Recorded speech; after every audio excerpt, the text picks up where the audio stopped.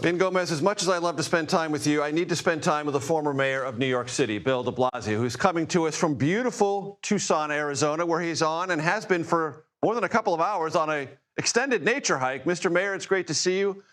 I don't know how much from the beautiful environs of Tucson you were able to absorb of the encounter between Mayor-elect Mamdani and the president, but what's your reaction? It's fascinating. I think the first thing we have to recognize here is Donald Trump wanted this to be a huge spectacle to distract from all the attention on the Epstein files and all the other problems he's having on the economy. His poll numbers sinking. And he is a master showman. So, you could see when he got to that point about praising how many cameras were there. That's because it fits what he's trying to do in this moment. But the bigger phenomenon for New York City, I think Mamdani did the smart thing to reach out and ask for this meeting. I think his charm and his self-possession came through. He knew how to handle himself in the presence of Trump. Trump really didn't have a way of unnerving him. That fascist answer was a little interesting. I thought that was a great moment. But, in general, it's a good day for Mamdani. He held his own.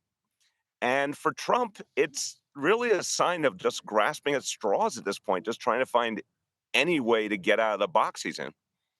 So you were name-checked, Mr. Mayor. I don't know if you noticed that, but I want to play the soundbite for you from the president invoking your time as mayor of New York. Let's listen.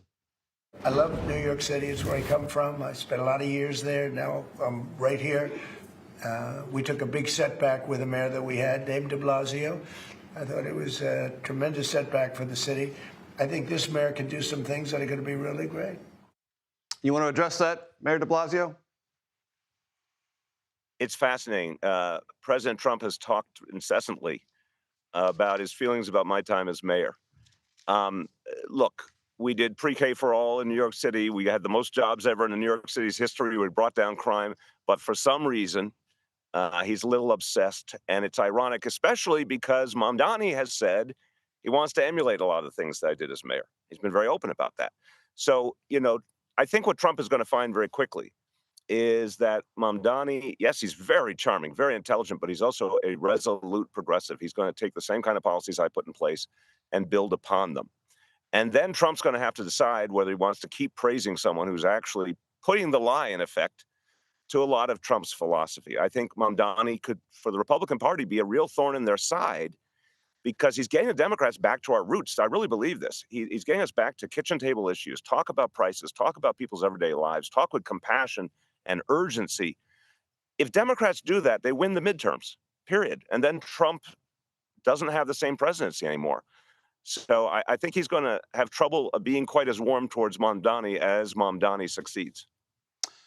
Mr. Mayor, you were recently quoted as saying when you were mayor, you, quote, often mistook good policy for good politics, a classic progressive error. In that context, What did you mean, and what advice does that convey to Mayor-elect Mamdani? I talked about that particularly in the context of Joe Biden. This was a couple of years ago when I said that, because Biden had some tremendous policies that really did address the realities of everyday Americans' lives, but he didn't talk about it right, honestly. And, we said things like Bidenomics went right over people's head and also felt absolutely discordant with the pain and the challenges that they were dealing with. So the fact is, it's not enough to have great policies. The public is not looking at abstract economic indicators. They want to know, are you going to do something that reaches their lives directly? In our time, pre-K for all, for example, people felt the money back in their wallets because they got free childcare, free early child education for their kids. With Mamdani, things like fast and free buses, things like freezing the rent are going to have a huge impact on people's everyday lives. So it's not talking about these big abstract ideas, not talking about democracy, which is another huge mistake that Biden and Harris made. People didn't want to hear about quote unquote democracy when they couldn't pay the bills. I think Mamdani is actually taking the Democratic Party to school right now and showing us how to talk to people about the lives they're actually living. Mr. Mayor, as you know, in New York, policing, race, and now a new issue, or maybe not a new issue, but a more elevated issue, anti-Semitism, is going to be a big part of what Mayor-elect Mamdani is going to face. He addressed, right near the end of his encounter with President Trump, the issue of anti-Semitism. I want to play that for you, get your reaction on this side. I care very deeply about Jewish safety, and I look forward to rooting out anti-Semitism across the 5 boroughs and protecting Jewish New Yorkers and every New Yorker who calls the city home. That was an issue in the campaign. Obviously, Mayor-elect Mamdani dealt with it enough to prevail. What's your advice on that score? Just to be very aggressive, very assertive in addressing all forms of hate. It's partly about leadership showing that we will not accept it in our city. That voice matters. The mayoral voice matters immensely in New York City. It's about educating people, including our young people, to try and turn them away from hate. But it's also bluntly about prosecuting people who commit acts of violence and hate towards others because of who they are, showing there'll be consequences. I think Mamdani understands this. I think he understands it as a Muslim who's seen the hate directed towards Muslims in our city. I think he feels a great affinity, actually, for the Jewish community because of what they've suffered. And it's important they just aggressively and immediately address any incident that occurs. I think he knows that's his job. Mr. Mayor, last question. As you know, there is style in politics and then there's substance. Before this meeting, the cloud over the future of New York City was, would President Trump use whatever powers he could exercise to delay or stop entirely federal funds flowing to the city of New York? After the stylistic presentation today, do you believe that substantive cloud has been removed? No, I don't. I think this was helpful. It took the edge off, perhaps. It's good to have a open line of communication. I don't think it changed the reality. Donald Trump changes his mind constantly. It depends on what you had for breakfast. You know, he is going to, at any given moment, go back to his bellicose ways towards New York City.